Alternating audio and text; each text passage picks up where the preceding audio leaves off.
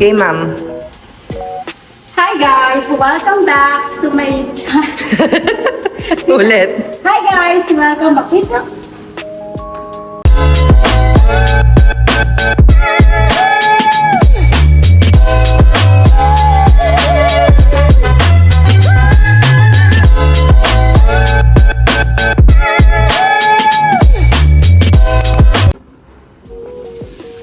Hi guys! Another day, another unit. Dito naman tayo sa S Residences. So for today, ipapakita ko sa inyo ito. So yung owner, ang sabi niya sa amin, kami na daw bahala kung ano yung design na ilalagay namin kasi super clear naman daw kami. So alam namin daw kung ano yung dapat pailagay. So ipapakita ko muna sa inyo kasi bukas, June 12, holiday, may booking na to bukas. So inayos na namin, natapos lang, and then bukas may booking agad, di ba? Pak na pak si ma'am.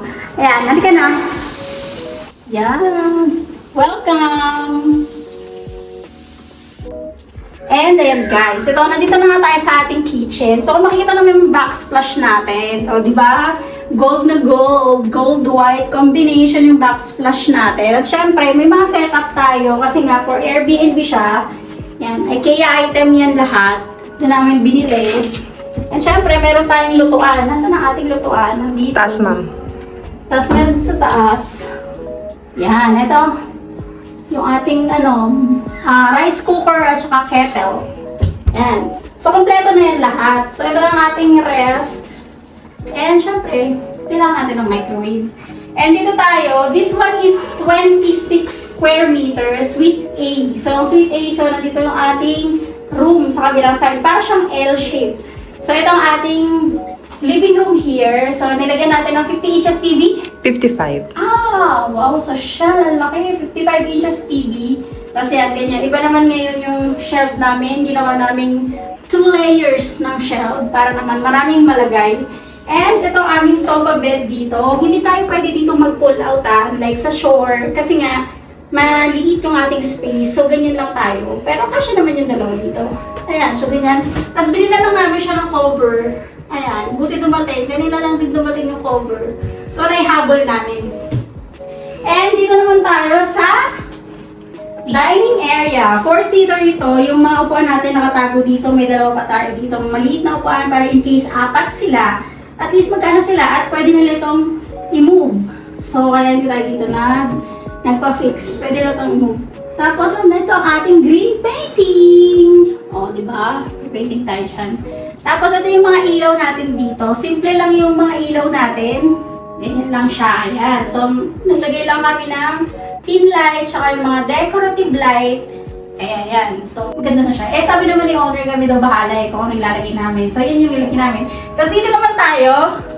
Ito, meron tayong fluted panel here. So, yan. Madami yung fluted panel, hindi tinipid. Tapos, meron tayo dito pa-design dito sa black. Para siyang mirror image din naman siya, pero dark version. O, diba? Tapos, ngayon naman, pumunta tayo sa ating bedroom. Tara!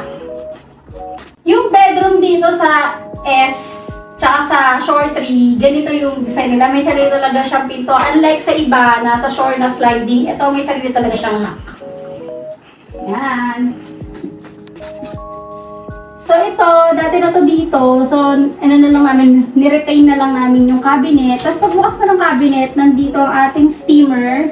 Yan, may steamer tayo dyan. Hindi na uso yung plancha-plancha kasi nasusunog minsan yung mga gamit dito. Tapos, ito meron tayong blower nandito. Nandito sa loob ang blower. O, diba? Super plain. And, nandito, yan, may pa-design din tayo dito sa taas. Tapos, ang aircon natin, nandito sa room ang aircon, guys. Isa lang yung aircon dito. Tapos, sa labas, fan light na lang. Tapos, this one is queen size bed. Diba? Kasya talaga dito ang queen size bed. So, kailangan lang ganito yung posisyon yung ilagay. Pwede naman ganito. Pag ganito kasi, maharangan na. So, dapat ganito yung posisyon ng bed ninyo na ilagay. Queen size bed yan. Tsaka yung walang madaming mga design sa frame kasi nga, hindi na magkakasya. Yan. Queen size bed. Tapos may patawel tayo dyan, syempre. Yan. Tapos ang ating balcony. Ano yung facing natin dito sa balcony? Ito yung balcony natin.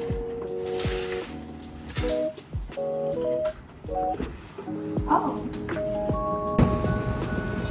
Madami na rin tao dito ah. Sige.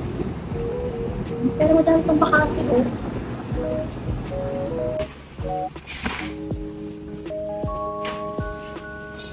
Yan, ganda na. Ay, sa CR muna, hindi pa nila nakikita yung CR.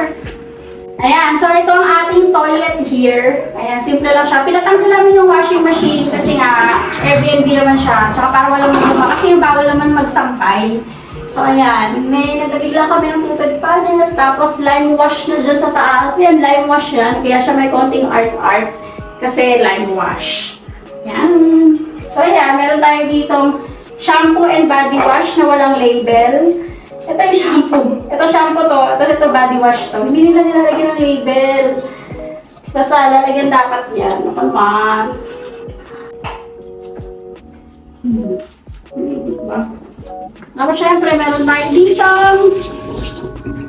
Ano to? Dishwashing liquid. Dishwashing liquid. Ang lalit ng nila. Lalit ng sponge. Ayan. Saan na ako mag-outro? Dito ma'am, sa may TV pa din. Okay. And ayun guys, natapos na naman tayo sa tour natin dito. So, Suite 8 to ng S Residences, 26 square meter. So, ayan, di ba? Maganda na siya. Pwede siya per Airbnb and bukas nga, meron na kaming guests. So, ayan guys, ito lang lahat for today. Thank you guys for watching and please don't forget to subscribe to my channel. Bye! Kulang pa! Oo.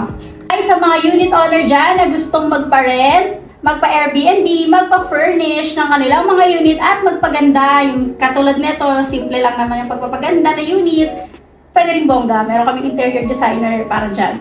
Yan guys. Kontakin niyo lang po kami sa aming channel. Yan. Thank you guys for watching and please don't forget to subscribe to my channel. Bye! May Facebook din kami. Kontakin niyo po kami sa may Facebook account namin. Pa-humble pa. Bye! Ayan.